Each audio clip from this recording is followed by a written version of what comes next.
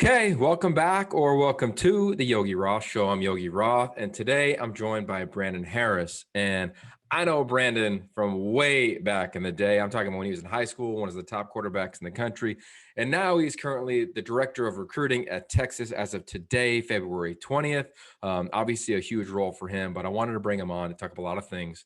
As of now, you probably can tell on my podcast, I got a new series where I'm interviewing a lot of quarterbacks, diving into their past and their definition around the phrase, what does it mean to make it? So we're going to talk about that today, among many other things. So Brandon, first and foremost, thanks for coming on. No, man, I appreciate you having me on. And that is very, very accurate when you say we go far back, man. I really have appreciated you, and you've always been authentic with me. Yeah, what's your recollection as a high school recruit from when we connected? 'Cause I'm always curious from that Yeah, age, I just that remember, lens. I just remember like in Dallas when I first met you guys. We were at, I want to say the Cowboys didn't even use that facility anymore, but we were at the Cowboys deal. You had your glasses on. I could tell you wasn't from the South. You could tell that you were a California guy. And you were just walking around being yourself. And obviously you was just very, very very, very nice to me. And I just remember everybody that was out there. You just were very, very authentic with everyone, just being supportive. You throw a ball in the dirt, hey, you were clapping. And that's one thing that I just remember about you. That's why I'm always, every time I see you doing something or I get on Instagram and see you post a picture of you getting engaged, now married, and now you got a family. I'm just so excited for you. Yeah, I always remember going to those camps. Elite 11's been around for over 20 years now. This is my 15th year at it, which is crazy. I pulled up your eval that I made, which I'm going to read to you in a little bit from back in the day. But I remember going there, and I had left coaching, right? I was on Pete Carroll's staff with the guy who is now your head coach, and Steve Sarkisian. And like Sark will tell you, like there was a phrase that we had in at SC, which was like, when you coach, can you come out of your shoes? Like, can you bring that much energy where you can even come out of your shoes as a coach and pour into the players so they can feel you like that? And I always felt like my job at Elite 11 was to be the energy. Right. It's just to be the energy, to make sure guys, when they came in nervous, anxious, whatever it was in the super alpha environment, to just feel juice and try to bring that. So I'm glad that you felt that, because that was a goal. And I can't wait till you get on the field with Coach Sark in spring ball, because you probably could already tell, man, that's exactly what he Yeah, is. and again, I just like being around authentic people, and he's one of those guys, just very authentic. I've only known him, no background research with him at all. Like, obviously, I know who he is, and I would consider him one of the quarterback gurus of college football and at the next level. But I didn't know much about him in terms of his personality or anybody that had a connection to him. But like this month and a half or 2 months that I've been with him, and he's been in the leadership as our head coach, he's been unbelievable. Yeah, I've always kind of considered him a bigger brother in my Mhm. life. And I came out and met him when I think I was like 19. I was still playing. And Right. I came out and met him when he was a young coach at SC. I think he was just named the quarterback coach. It was him and Lane and the cast of incredible coaches that were there. But he always had an ability to connect and communicate in a likable way. Mhm. And I think those three things are hard for coaches. Can you connect? Number one is challenging sometimes. Can you communicate? Okay, hopefully you have the job because you can do that. But can you do it in a likable way? Right. And I think that for him has been some magic. And then you add in the acumen. I've been in this gig now for 20 years in college football. I don't know if I know a better play caller, man. Like, just the way he could see the game and anticipate the game. I'm excited for Yeah, you. I mean, I think anybody would support your argument. I mean, you look at it from afar. Every quarterback that has been in his system or he has had his hands on, they've always had success. They always know where to go with the ball. They have answers. You can tell they're well trained, and they come into the game just seeing it. And it's like just being in a couple of meetings with him. He slows everything down where the quarterbacks always have answers, and it's really really impressive. And you just think about it. You coming out of high school, and this is no punch towards anybody that have ever coached me, but you just go to wondering like, had I ever got an opportunity to play with this guy, like I think I would have been career would have went totally different. But that's nor here or there. But it's just very very impressive the way he commands the room, the way he able to teach different concepts is very very impressive. Yeah, I had that same feeling when I met Coach Carroll, because he was like, "Hey, man, I coached a bunch of guys like you in the NFL, right? Little 5'11", little slot receivers, right?" And I was always like, "Man, I wish I had a chance with that guy." Yeah. So for you, let's dive into your background a little bit. Um, people know you in college football today as the director of recruiting at Texas. Right. People that are in love with the sport as we are know you as a huge recruit back in the day. I mean, you were huge. I mean, this is 2014 class. This is right as social media hits. Can you give us your version of your recruiting story?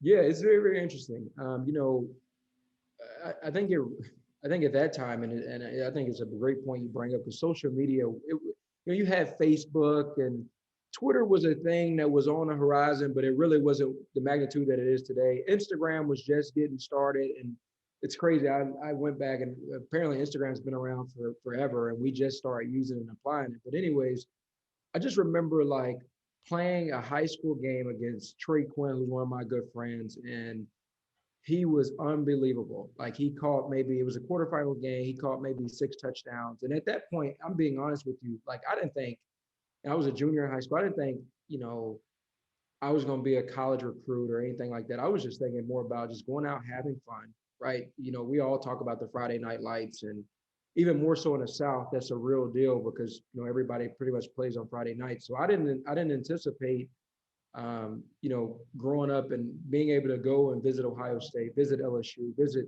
Alabama. I never envisioned that. And I remember playing in that game in the quarterfinals. Trey Quinn them obviously broke my heart. They went on and beat us, but getting my first scholarship offer from McNeese State in Lake Charles, Louisiana. And the offensive line coach at the time, now he's the New York Football Giants O-line coach, and he was just recently at UL Lafayette.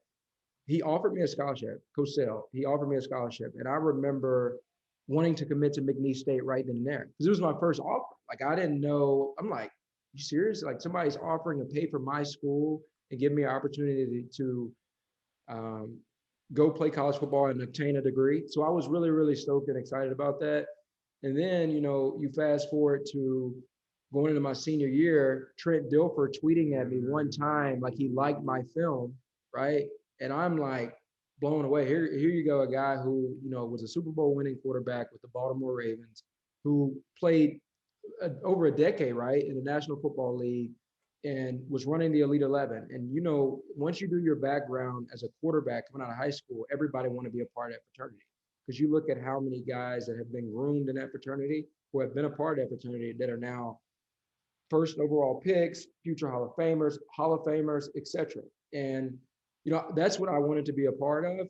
And the recruiting thing just blew up. Trent tweeted at me. Next thing I know, I started getting offers out the wazoo. Now, the crazy thing about when you think about it, you being a 17, 18-year-old kid, having to have conversations with offensive coordinators who are now head coaches or veteran coaches, Hall of Fame coaches, it blows my mind. And I was just very, very fortunate to have had a career and played. And I think if I had not had the career that I had, or how should I phrase this? By me having the career or being able to play on that stage, I don't care if it was, at a successful level, but having played in the SEC as well as the ACC, I think it helped me advance my career into coaching now. Okay, so a lot there. What was your town like? And what was it like when all of a sudden the tweets and the offers start coming in for you? It was insane. Now you got to realize I grew up in the same area as Dak Prescott, so Dak is probably 3 to 5 miles away from my school, and it's a huge rivalry between both schools, right? And Dak is, I consider a close friend, and when growing up, man, I think when I was in ninth grade, he was a senior, so it was a 3 year span difference, but a guy who I looked up to. So he was already on that stage, right? So, and our area has put out Terry Bradshaw. We put out some really good athletes, some guys that are playing in the National Football League now. But my town was going crazy, right? Because Dak was from Halton and I was from Bossier City, Louisiana, right? And the only thing that separated them really was 5 miles. So everybody was just so excited for everything that had came in the city. Dak was at that point at Mississippi State, right? And then I was coming up, and really, you get an opportunity to go to LSU. It's a huge thing. I don't care where you're from. Yeah. So when that happens for you, um, what is that like? Like when LSU offers you, and now all of a sudden you're hearing from coaches, you're seeing rankings. Like, are you seeing it because it's Yeah. cool? Are you like, oh my god, like how do you even operate? I'd be lying to you, and anybody would be lying to you if they told you they didn't care about the rankings when they were coming out of high school, because it's important to you, right? And it's really more of, you know, basically improving upon what you've done in the high school ranks, and you're paying attention to all these guys who may be ranked, the number two quarterback, number one quarterback, whatever. You're paying attention to those guys. You're going to these camps and you're sizing yourself up towards those guys. But to answer your first question, what it's like to get that LSU off, it's amazing, because it's nothing like being in LSU country, right, where you grow up in that state of Louisiana, and all you do is on Channel 10. I remember it like it was yesterday, where the SEC or the CBS come on and they cover all these SEC games. And if you got that prime time 2:30 kickoff, like that's a big deal. Hearing Gary, I think his name was Brad Nessler, right, and maybe Gary Danielson. Gary Danielson, yeah. Yeah. So you get to hear those guys, and you hear them call the games, and at that point, when you're in high school, you're a senior, and you've already kind of determined, put that small group of schools you're going to, you're like, okay, this is it. I want to be able to hear Brandon Harris out of either of these guys' mouth on CBS, where our family have a cookout, or they're down there in Baton Rouge, and you're playing on Saturday. Did you feel, once you made that decision, a sense of pressure that you didn't anticipate? That's a great question. I think yes and no, because I don't really think no one in my family was geared up for the type of recruitment that we were going through. No one in my family has ever been recruited like that, right? So, and there was no one, and obviously Dad was at Mississippi State and he was trying to get me to go to Mississippi State, but no one was really in my family prepared for that, right? I mean, there's no book on you can write on recruiting, right? Because everybody's experience is different. You have those guys that may be that upper tier where they're tier one, and then you have tier two, tier three, and maybe a tier four. And I was being recruited on a tier one level, but there was nobody that I could talk to about the pressure that I was dealing with. So that's a great question that you have. And I don't think neither side was ready. I wasn't ready at 17, 18 to be making those type of decisions, nor do I think my parents were at that time. What do you wish someone told you then, if you could talk to somebody around dealing with that? Great question. Take your time. Take your time. Be thorough in what you're doing. I'll tell you this one thing. I don't regret any decision that I've ever made in life, because I think everything happens for a reason. I'm a firm believer in faith and God. But if I had to give 17 or 18-year-old Brandon any advice, just take your time. Oftentimes nowadays, and I may get in trouble for saying this, but you have quarterbacks that commit so early in the process, because you're like that center stone in recruiting, right? You always get that quarterback, and then the quarterback helps gel the class together, right? And I think I was in such a rush because it's like, LSU is my dream school. I'm going to LSU, when in reality, there were better options out there. And had I been provided with the correct data and the correct facts about development of the position, or educated a little bit better on that, I think I would have made a better sound decision, if that makes sense. Yeah, I'm with you. I mean, I talked to so many young men that were the young version of you, and or the parents of them. And to me, nobody's talking to them. Correct. That's gone through it. What do you wish somebody told your parents? That very thing. Like I found myself at times. My grandmother raised me, and my grandmother just passed February 6th from stage 4 cancer. It's been a little difficult on my family. So my grandmother raised me since I was 2 years old, and who I consider my mom. It's been a very, very difficult month, and I grew up in the house with her, and my grandma at the time, obviously she was an older Southern lady. She didn't really understand recruiting. My dad was always in the picture. I have an unbelievable father, but when he had my brother and I, he was young, and he, handed us over to his mom to raise us and help mold us, because he knew we were in a better situation. But I think in that, I'm bringing all that into tuition like this. No one just was prepared for it. And I don't think my parents had anyone my dad for sure didn't have anyone to go to. That son from my city had been dealing with that same type of pressure and same type of recruitment, if that makes sense. Because if you look back on Dak's recruiting, it wasn't the same as it's mine. Like I would go to tell you, I mean, I don't, and I believe this, I don't think LSU ever offered it, or maybe they did and it was like late and he ended up going to Michigan State.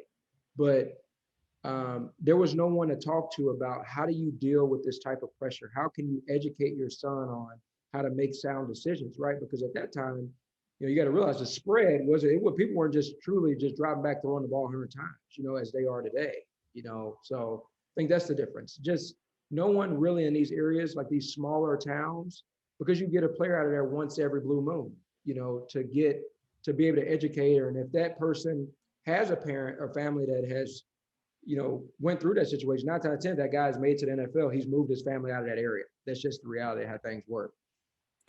What was your grandmother like, and what's her name? Gloria Harris, unbelievable, unbelievable.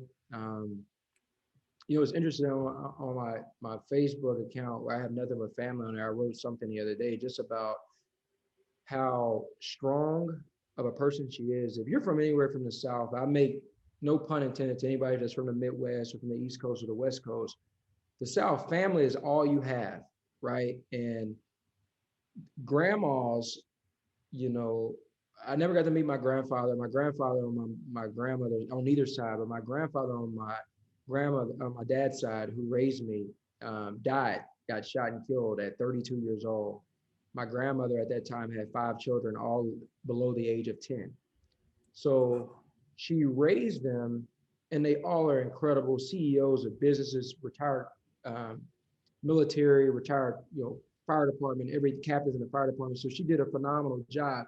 But she's always raised us on the center point or the centerpiece of family. And the family is all you have. And one thing that always sticks with me is she's always told me since I was a little kid is a good name goes a long way, right? So no matter what you do in life, a good name goes a long way, and treat others like they make a difference, and they'll make a difference. And I've been hearing that ever since I was a little kid.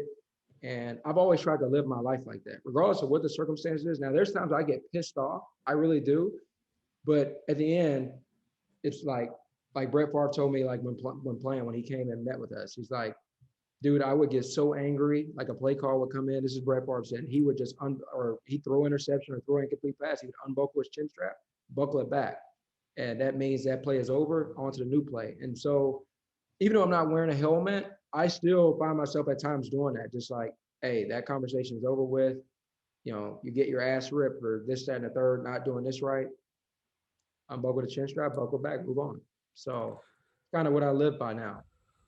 Yeah, your grandmother sounds amazing. She was, and God bless her heart. I was fortunate enough, had a lot of buddies playing in the Super Bowl was that February 7th, right? Yeah. And she passed February 6th. And I just happened to, this was right, I remember it was like Wednesday, she passed that Saturday, but Wednesday we were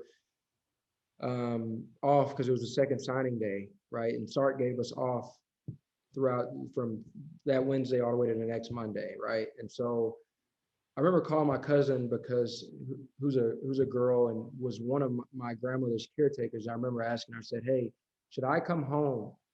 Because I had heard my grandmother went into hospice, and she was like, no, I mean, we just needed a little bit more help, but I don't think anything of it.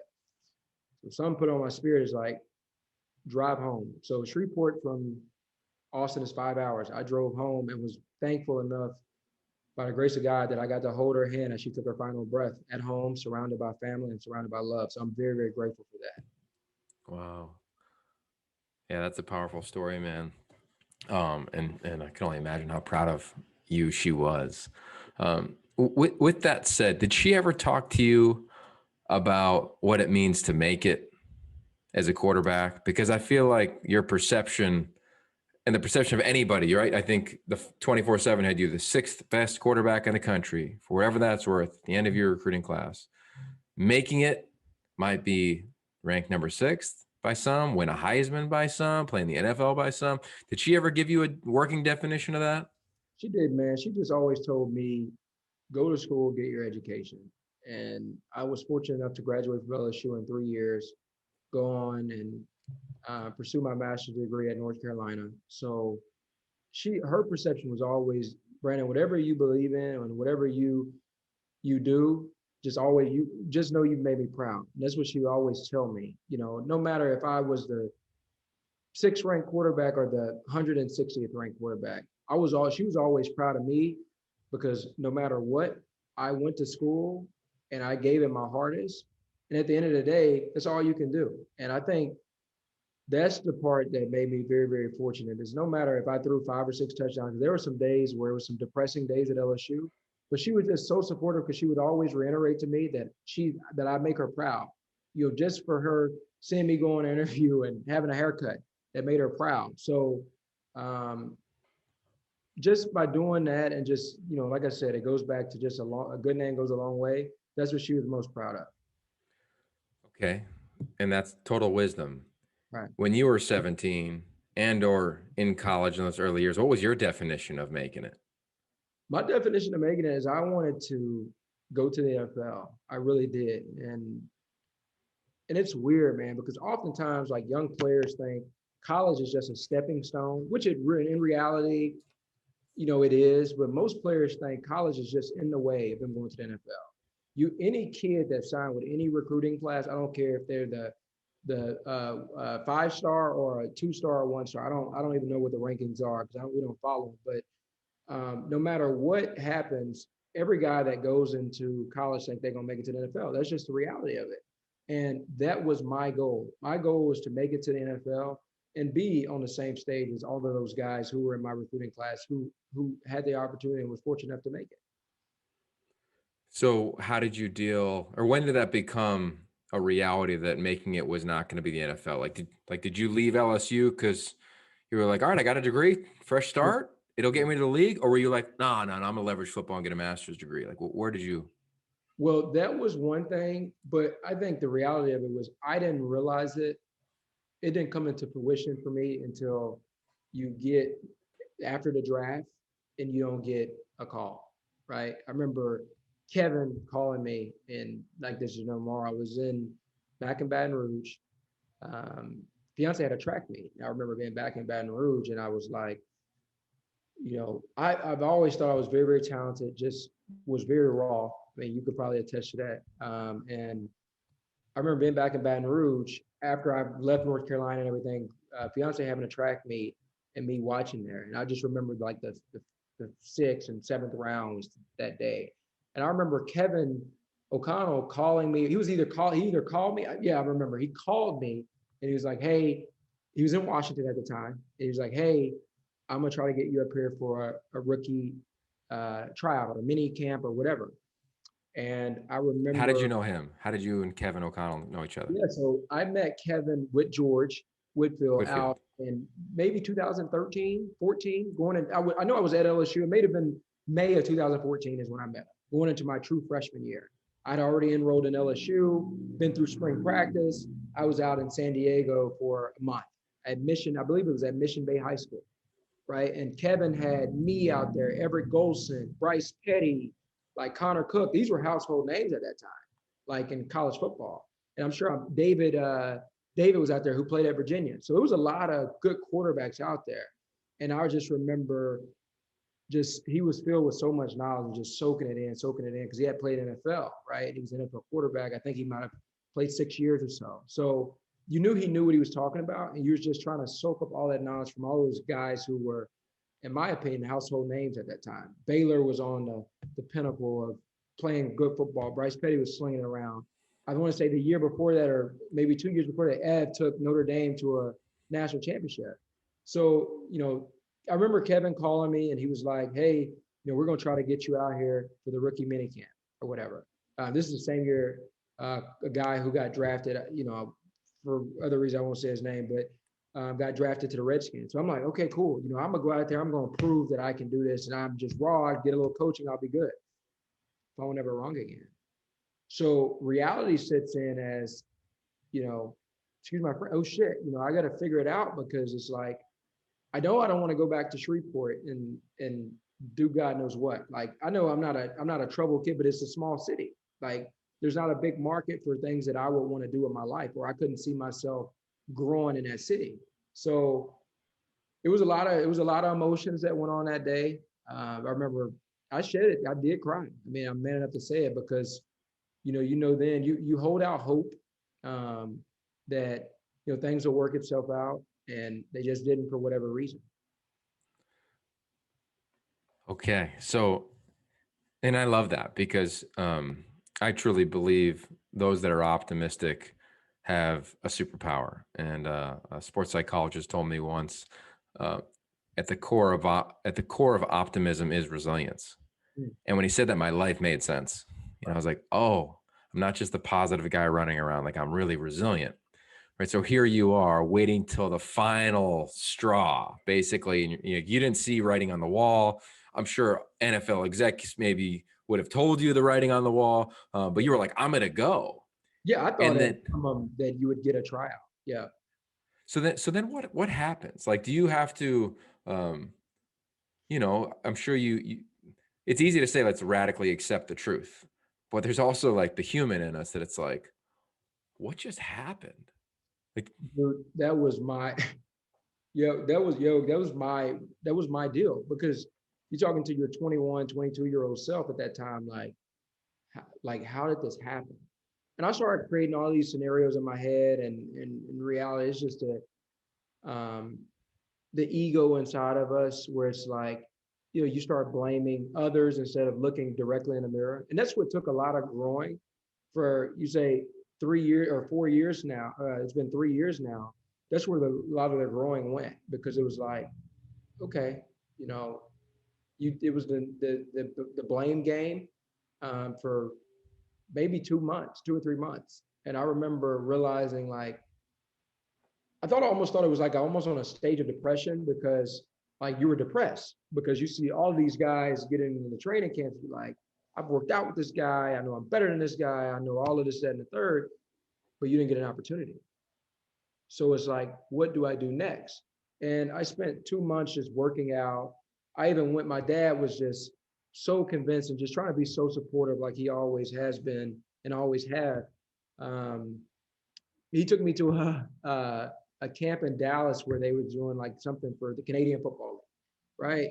And you're throwing like 45-yard field out routes, because it's a wide field. The football feels like a watermelon, and I'm just like, at that point I was just like, if I couldn't go play in the NFL, I wasn't excited about being a part of any other league. interesting. And why do you think that was? I think at that time, again at 21 or 22, caring about what people think. If you're up there playing a Canadian league, it's like the D League of the NBA. I mean, if you think about it, that's how it's perceived in American sports. Because it's in a whole nother country essentially, and then it's just different, right? We're catching. I mean, I'm sure you probably caught probably 6 Canadian games in your life on TV. So it's just not the same, right? You're just like, I'd rather go and at that time I was living in Baltimore because my fiance was up there running track, and just trying to figure out what I wanted to do. I thought about filling out marketing jobs and just saying, you know what, I'm gonna start life and just be a part of the private sector and just do something and just fall off the face of the earth. So that's kind of like what my perception was at that point. So how did you I mean, you just said like a powerful sentence, right? Which was basically saying like, I want to disappear. Yeah. Right? Like how serious did that get? Right? Mental health isn't a joke, right? We all take it seriously. You take it seriously. I do. Um, like what was your game plan, or what did you do to pick yourself back up? I didn't. First of all, and I have to reiterate, it was a lot of like leaning on faith, because I am just like, I've grown up in the South where you're raised in the church, and grandma kept us in church and kept reading, kept putting the Bible on us so I've grown up in faith. So I leaned on my faith a lot, man, because there were a lot of dark days where it was just disappointment, right? Because I'm gonna tell you, you grow up and you're in that spotlight and it doesn't work out. I mean, you've known several college players that it doesn't work out, and you're seen in it as this perception, and now that's not reality anymore. And now you're having to go find a 9 to 5 or a 5 to 6 or whatever, excuse me, rather a 7 to 5 every day, or 8 to 5, whatever it is. And you're now on somebody's time clock and you're used to just like waking up, going to workouts, getting a scholarship check once a month and living life, right? Having fun. And now you're not in mom and dad's house anymore. You know, it's time to pay your own bills. You have car insurance. You're young. You have car insurance. You have electricity bills. You have all this stuff. So you're trying to manage, your finances because you're out on your own, right? And you got a degree. Now apply that degree, right? So I think that's what the issue was, but mostly it was just a lot of dark days. But I just leaned on faith, man. I had to. I didn't have any other Yeah. choice. Can you describe a dark day? Dark day is literally curtains draped, I guess closed or whatever you want to call it, and just literally laying in bed all day, feeling sorry for yourself. I think that's mostly what a dark day looks like. Just replaying all of these different scenarios in your head, whether if it's like, if I would have did this differently, if I would have, listened to this. I remember AJ McCarron, when I visited Alabama, told me this. He's like, Brandon, if you're gonna go to college, if you go to Alabama, you go to LSU, wherever, because he kind of like brought me around at Alabama. He used to tell me, he's like, no new friends. Like, he's like, no new friends. And you start playing all those scenarios in your head, and you're like, okay, maybe if I would have listened to this advice. I mean, this guy had won 2 national championships, I believe, at that time when I was visiting in the summer of 2013 or 14 or 13 rather. And maybe if I would have listened and taken this advice, I wouldn't be in this situation because, and I don't think I did that. I think I was more so, not that I was like a off the field guy, but I was more so not realizing the magnitude of the quarterback position and taking the necessary steps to set myself up to have better success.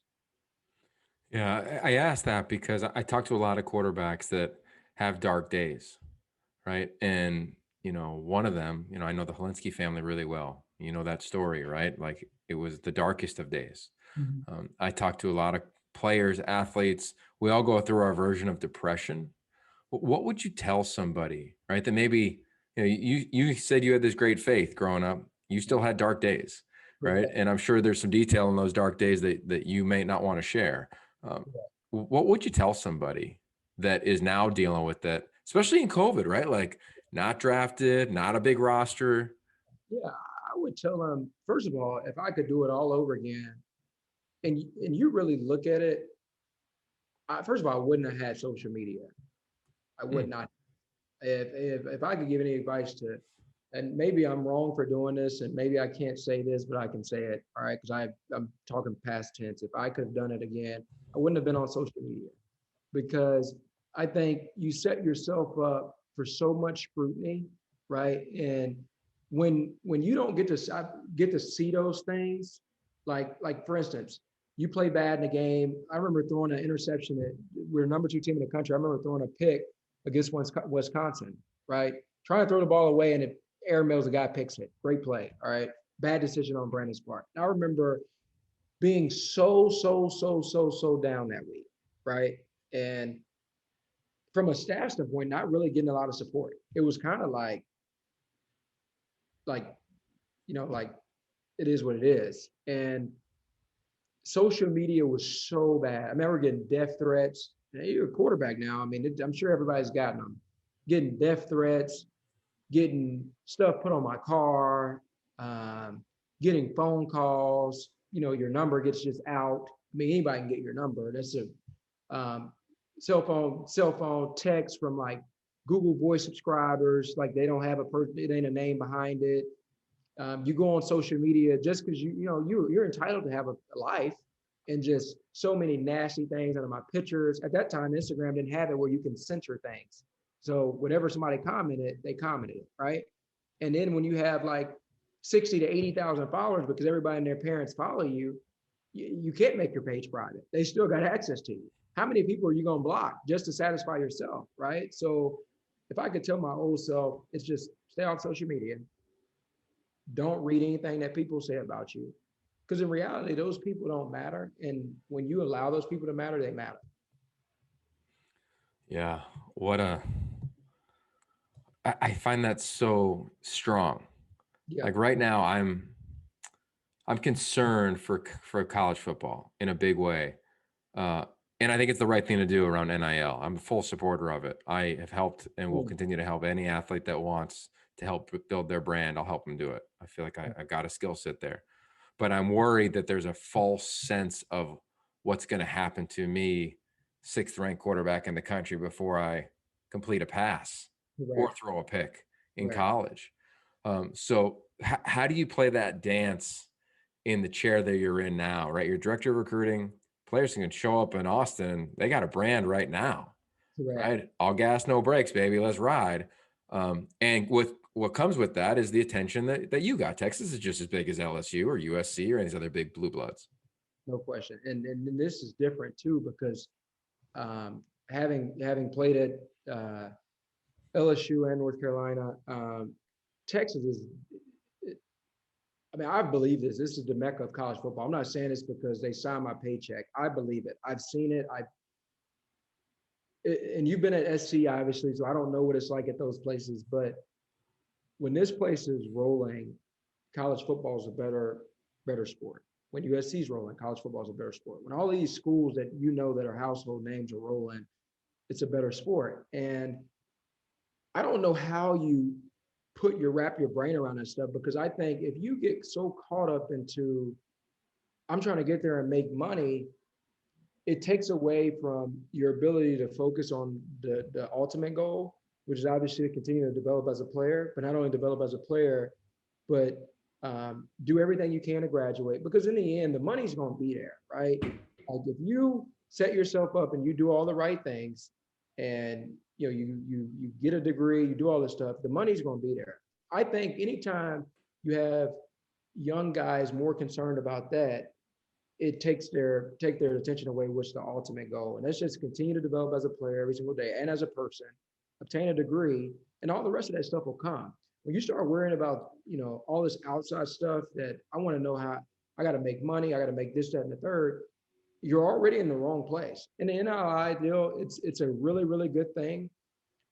But I think it's going to be a scary thing too, because anytime, you start, guys start getting invested in, you see it every day at the NFL. Some people think they're bigger than the team, and the reality of it is I don't care who it is. If I leave University of Texas or whoever leaves University of Texas is going to continue to roll.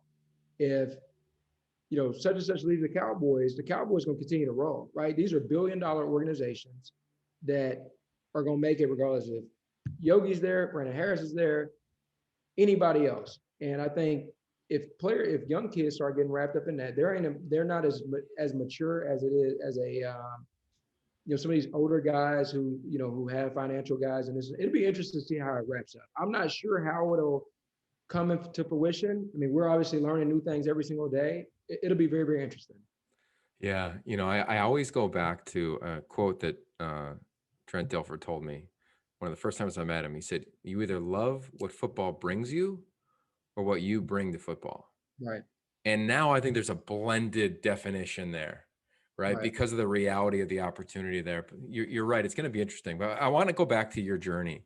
So here you are in Baltimore, right? You're at a track meet, right? You're not getting drafted. You're thinking about what am I going to do with my life? Am I going to, as you said, disappear? What was the first paycheck that you got? The first paycheck. So let's fast forward. I live in Baltimore. I moved there July of 2017. Yes, July of 2017. And I stayed there all the way until October, right? And you're just trying to figure it out. All right. And luckily my fiance was so supportive at that time. And so my first paycheck would have been from the University of Texas.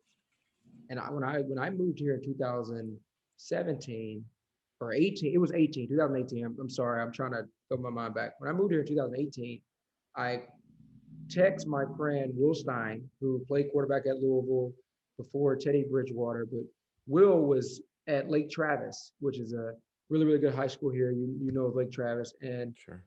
I told Will, I said, Will, I want to get into coaching.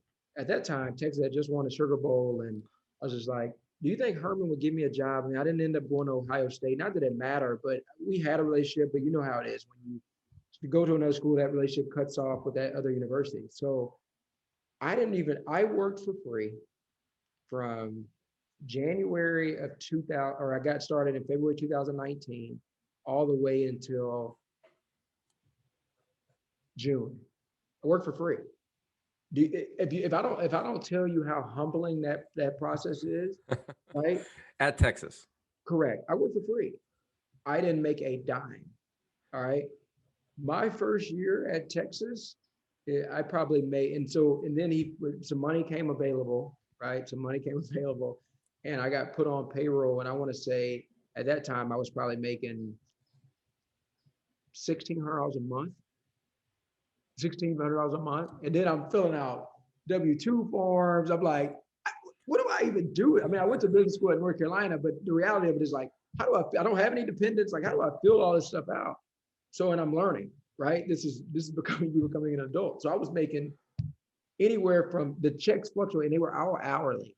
So I hear, and I think you couldn't work any more than 20 hours in a week. Right. Which is BS in college football. Like you work 20 hours in a day and a half. I was capped. I was Yeah. capped.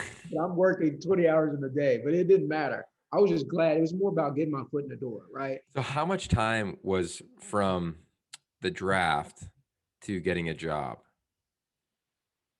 where you were kind of in limbo? 6, 7 months. And what happened then? Like did you start to climb out of that darkness and you were like, all right, I'm gonna get into coaching? Or were you like, because I think a lot of coaches just get into coaching by default. It's like, well, this is all I know. Right. Might as well. Yeah. I knew I had a strong love and passion for the game. And we moved because of track. She runs track. And so we moved to Austin because we're in Baltimore. We didn't know anybody. She was running up there, meaning like her training group was there. And so she ended up coming to visit Austin, and she's like, okay, I want to move to that training group. So we moved here, and I was just like, in that point in time, I was just like, what can I do? Like that whole fall, I moved there in the fall. Texas is playing football season. I'm not even like, I'm oblivious to what even's going on. Like when Texas is playing football, everybody's at the game. I didn't even go to a game. I'm just like chilling, going to play basketball at LA Fitness every day and like working out. That's what I literally did for 7 months or 5 months or whatever it was. Play basketball, go to LA Fitness. That's what I was getting my joy in a day. And just competing, really just going out to basketball court, making friends and just competing every day kind of gave me back that hunger because I was just so upset by how everything went. And I was just ready to just give up everything in terms of just figure out what's the next step. I went to these sales and marketing jobs, and it was just like, you got to do all of this stuff just to make an honest living, like make cold calls. I was like, I don't want to do that, right? I don't want to do that. So then again, just playing basketball every day at LA Fitness and just making things meet. All I needed at that time was just gas money to go to the gym, work out, and like shoot basketball. So how did you negotiate, even if it was in your own mind?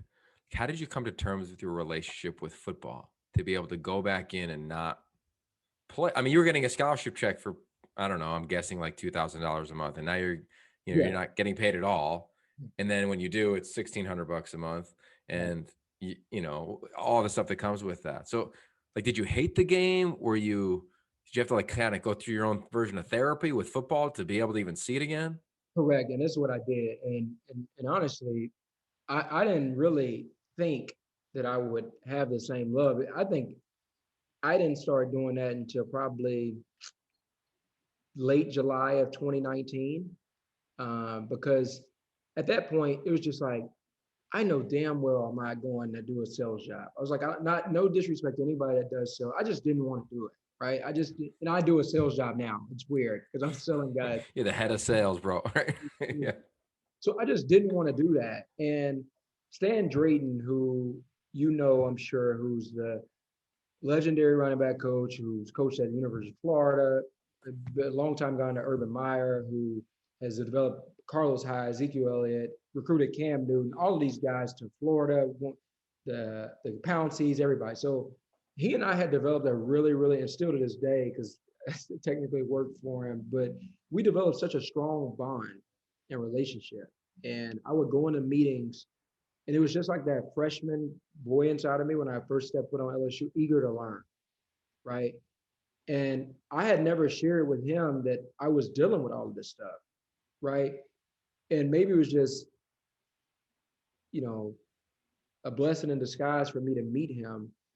And I say this strongly, like he gave me back my passion for wanting to be around football and wanting to be ingrained in learning it again from a, now not from a player standpoint, but from a coach's standpoint, right? Where you're learning all the intricate parts of ball that you might have not known as a collegiate player. So I credit that, and I've never told him this story, but I credit that all to him. Like just my bond with him that I was able to develop now going into our third season together this year was very, very special. And him and his wife have just been so good to me and just being able to give me different perspective on life.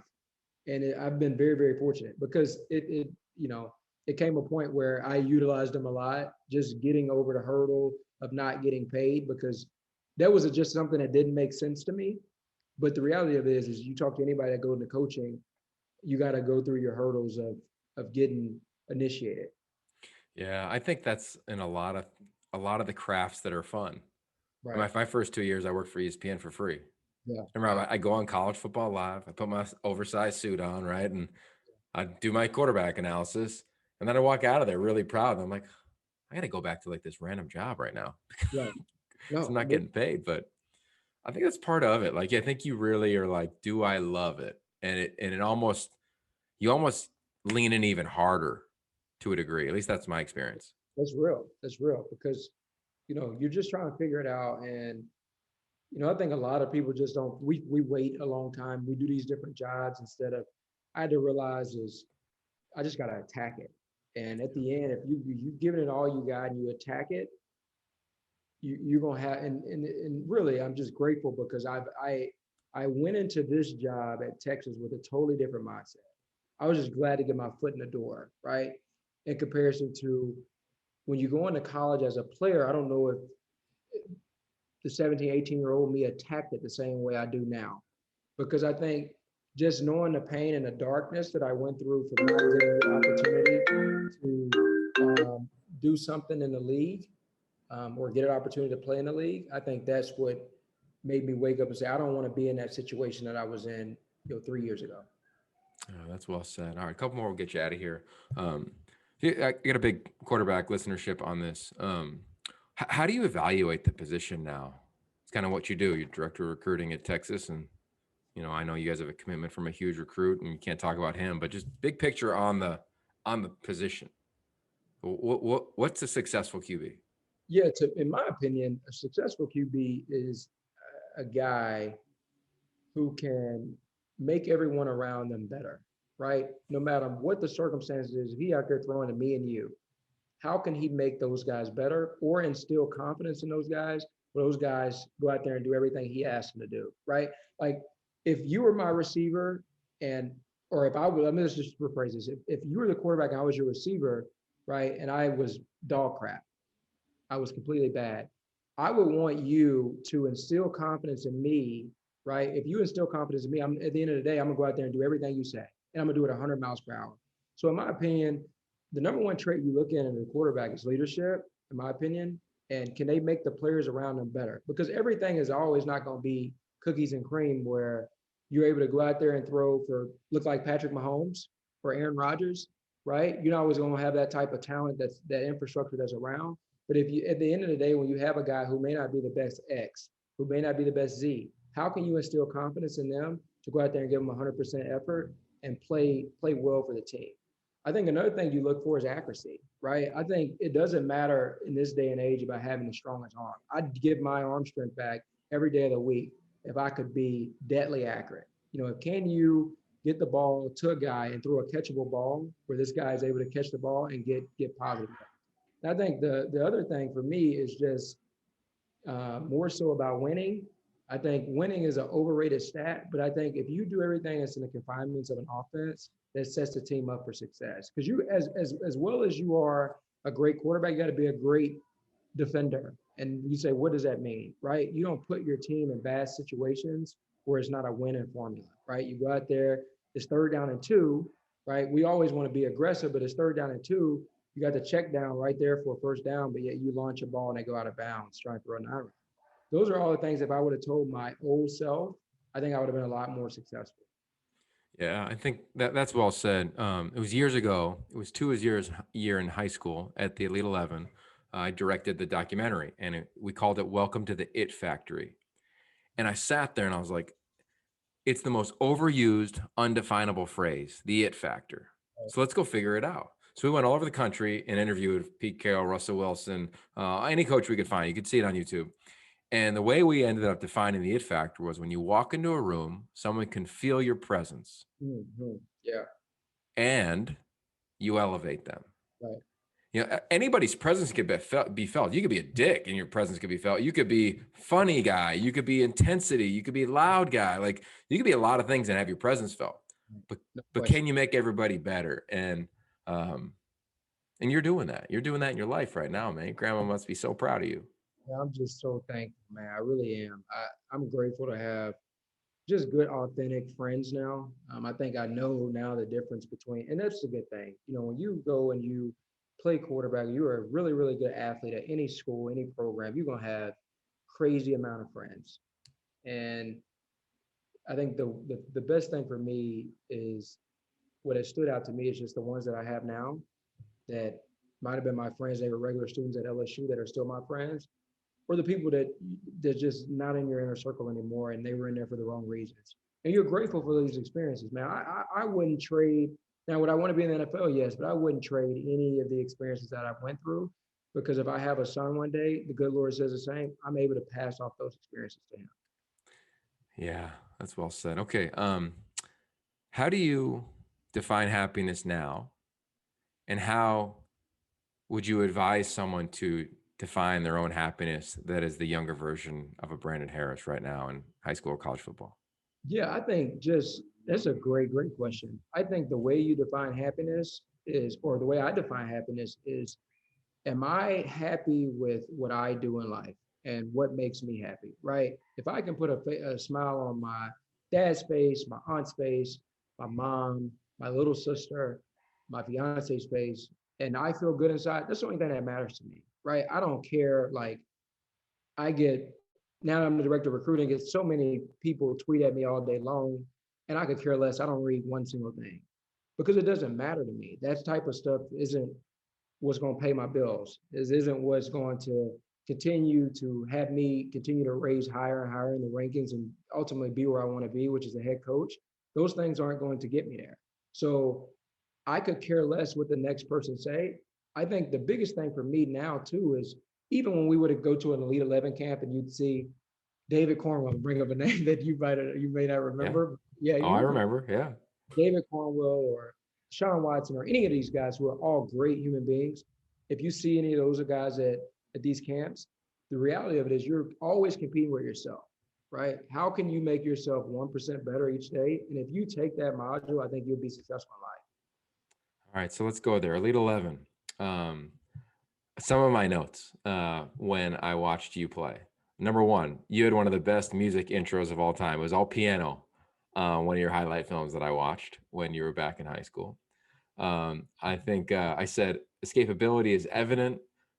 Seems to have a heater, can run. Reminds me of Josh Dobbs's build in game. I think you can win big games at the Division I level. I'll spare you the rest of the grammar. But ultimately, that's what I looked at you coming out of Parkway, Louisiana, right at a young age with a lot of those guys that you referenced. Um, Curious what it's like to hear somebody give you an evaluation like that of yourself. Yeah. Um, and then what was your experience like? What did Elite 11 do to you? Because you didn't become the number one guy in the country. Like we always stayed connected, which I was really proud of and happy for. We did. And you and Joey, I thought both of you guys were incredible human beings. I think it was someone told me, and I'm not going to say who said it because it wasn't you or um, my man Joey, but someone told me that they felt at that camp that I complained about like I remember that saying that I had never done ladder drills. Some of that stuff was like out of the norm for me. And I remember saying that. And I remember rubbing people the wrong way. And I was really, really, really, really upset that I didn't make the Elite 11.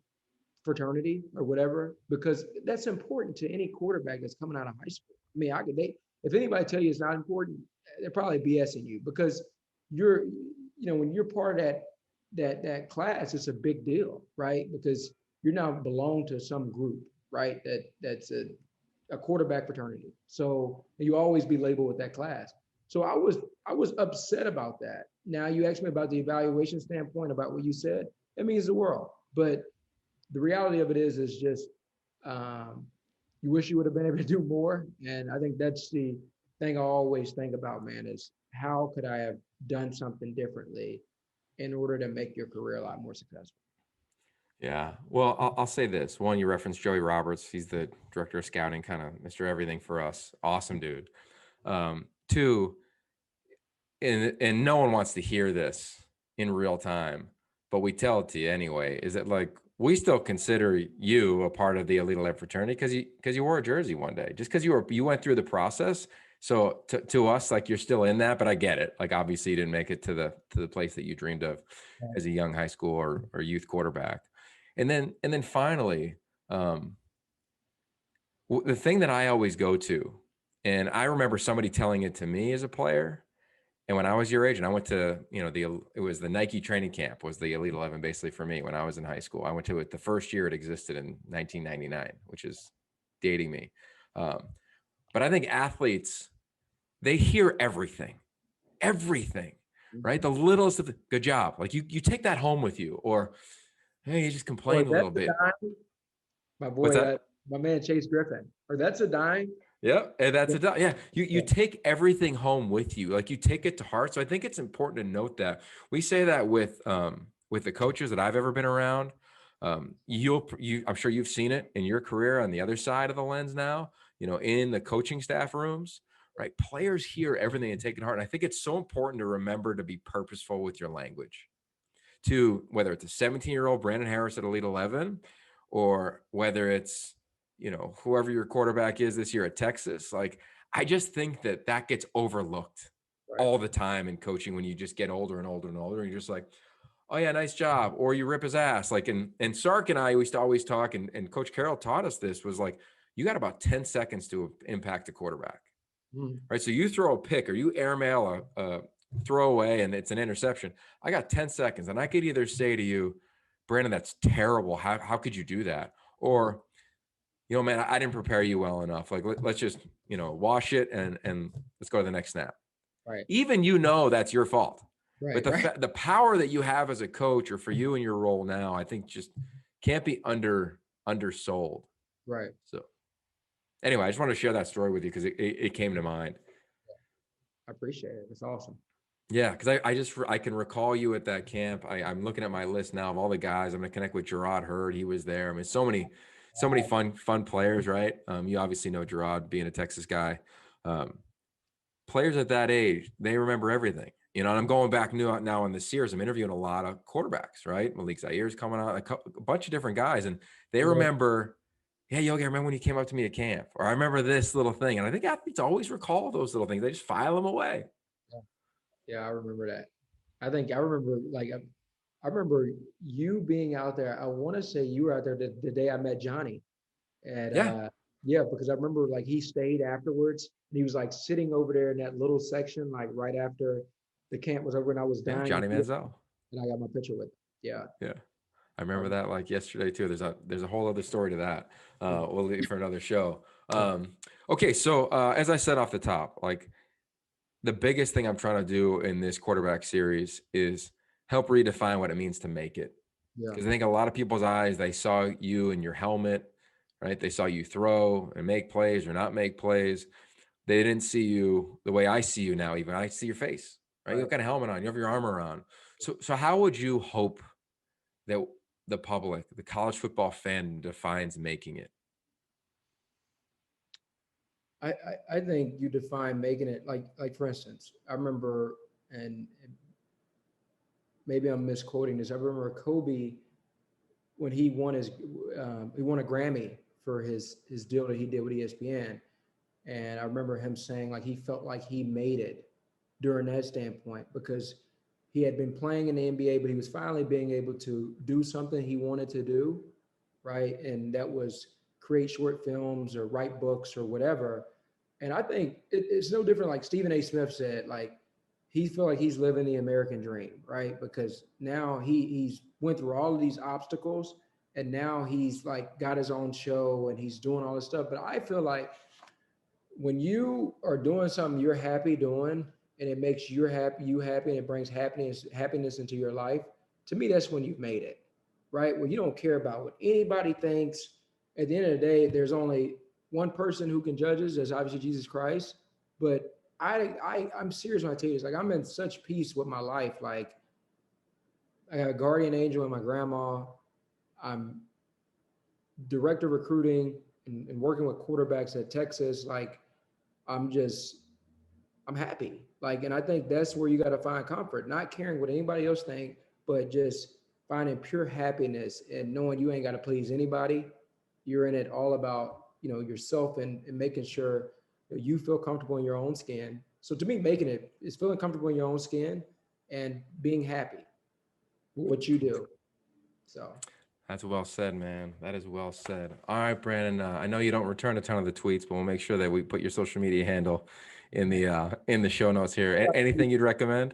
yeah, I got to be careful because I NC2A work. So like I can't, sometimes you get DMs from 2029 kids and we can't respond to 2029 kids. The only thing you can respond to is 22 kids.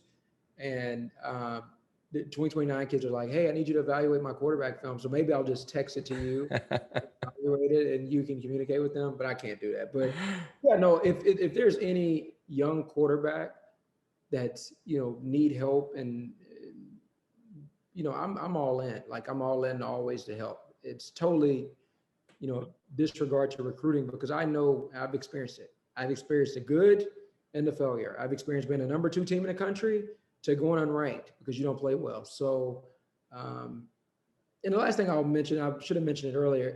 I would just remember even games where we would go in and lose a game at LSU and walking in the building the next day and no one would even speak to you.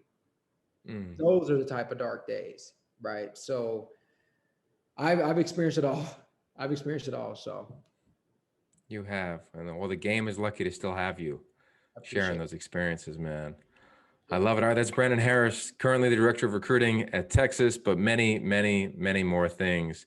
And somebody who's got an incredible education and a foundation from grandma, man. We appreciate you coming on. Let's not wait like 6 or 7 years before the next time that we have a good chat, okay? Oh, I appreciate it, man. I really do. Thank you for always having me on. I'm so happy for you. I'm so glad, you're married now. You got a family. I'm just so excited for you. I've always followed your career since Elite 11 because I've always felt like, and I mean this is not just because I'm in the sake of on Zoom with you, but I've always felt like you've been authentic. You've been a real person. I'm just appreciative of our relationship. So thank you. Thanks, man. Cool. Well, I can't wait to catch up again. Tell Sark what's happening. You're going to learn so much from him. Texas, man, you are in for a treat with this staff led by Steve Sarkisian and with the addition of you now in your new role, man. So congrats, good luck, and thanks for coming on, bro. I appreciate it. Appreciate you. All right, that's Brandon Harris. I'm Yogi Roth. It's Yogi Roth Show. Of course, if you need anything else, just go to yogiroth.com. Subscribe to the newsletter, How Great Is Ball. We'll have all of the links that you need to check out on Brandon and previous conversations. And make sure you set your DVR, March 29th. I got my new show. It's called All American Stories on the CW. Part 2 is coming out. This show is fire. It's inspiration. If you need a lift, this is going to give it to you. It's about athletes overcoming insane obstacles in their life. 9 o'clock, wherever you are on the CW, March 29th. All right, he's Brandon. I'm Yogi. We're out. Peace.